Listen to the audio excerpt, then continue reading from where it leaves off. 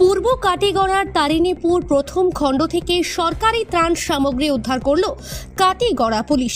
এক অভিযান চালিয়ে কাটিগড়া থানার এসআই এল চিংচাং এই ত্রাণ সামগ্রী উদ্ধার করে থানায় নিয়ে যান। তারিণীপুর প্রথম খণ্ডের বাসিন্দা নাজিম উদ্দিনের স্ত্রী তাজিয়া বেগমের ঘর থেকে এই সরকারি ত্রাণ সামগ্রী উদ্ধার করা হয়েছে। পুলিশের দেওয়া তথ্য অনুযায়ী 6 বস্তা চাল, 5 বস্তা ডাল ও 3 কার্টুন তেল জব্দ করা হয়েছে। গোপন সূত্রের খবরের ভিত্তিতে এই ত্রাণ সামগ্রী তদন্তে নামে কাটিগড়া পুলিশ। অবশেষে তারা সাফল্য পায়। এদিন বিকেলে তাজিয়া বেগমের ঘর থেকে ত্রাণ সামগ্রী উদ্ধার করে থানায় নিয়ে যাওয়া হয়। ত্রাণ সামগ্রী উদ্ধার করে থানায় নিয়ে যাওয়া হলেও এই খবর লেখা পর্যন্ত কাউকে আটক করা হয়নি। সূত্রের খবর অনুযায়ী এই কাণ্ডে জড়িত রয়েছেন স্থানীয় এক শিক্ষক সহ আরও 4 জন ব্যক্তি।